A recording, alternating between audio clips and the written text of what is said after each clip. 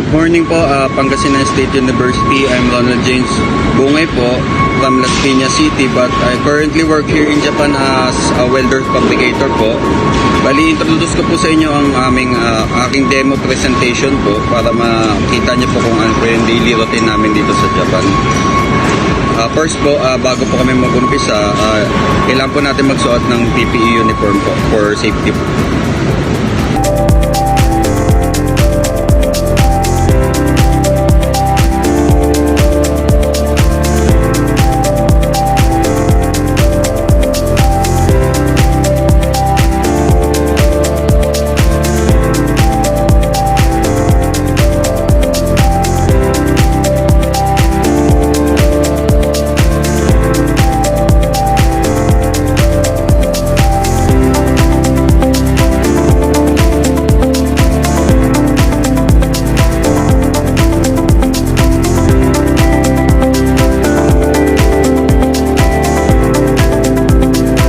Bali, yung trabaho po namin dito sa Japan is nagagawa po ng mga hagdan, iba't ibang klase ng hagdan po.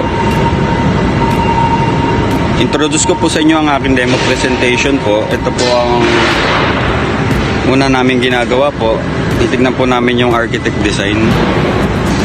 So, dito po namin makikita yung design po ng magiging hagdan.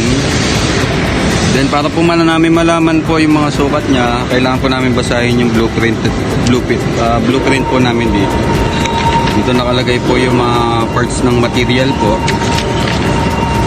Then yung mga sukat po ng mga gagawin namin hagdan.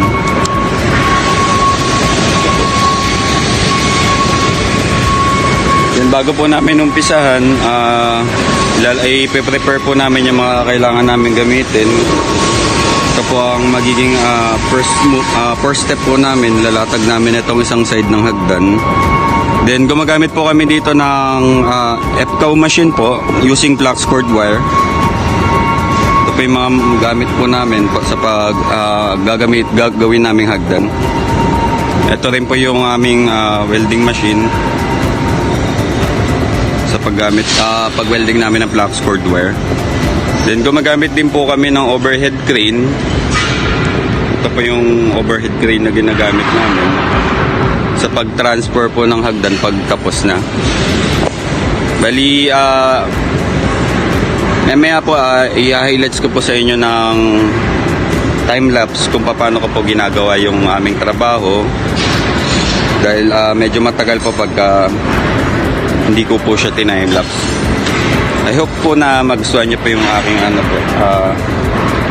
demo demonstration po. Medyo strict po kasi dito sa Japan kaya ang hirap present ng video.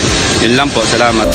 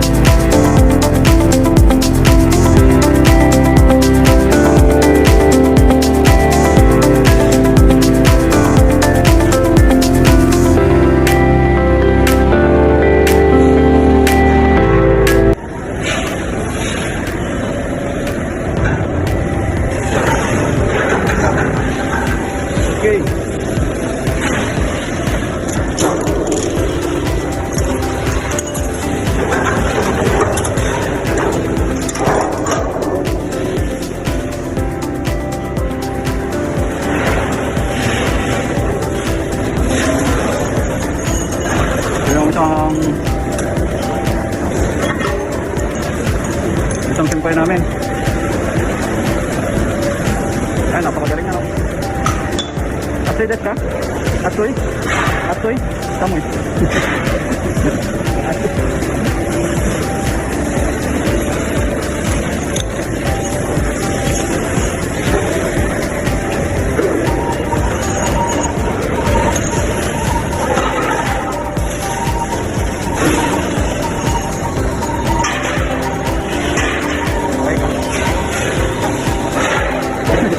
Pinakamalupit na welder dito.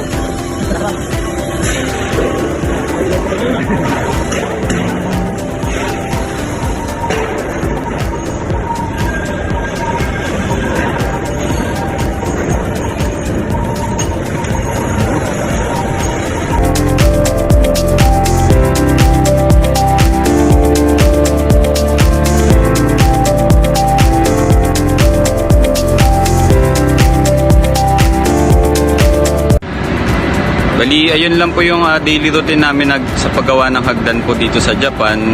I hope po na nagustuhan niyo po yung demo presentation ko. Thank you so much po.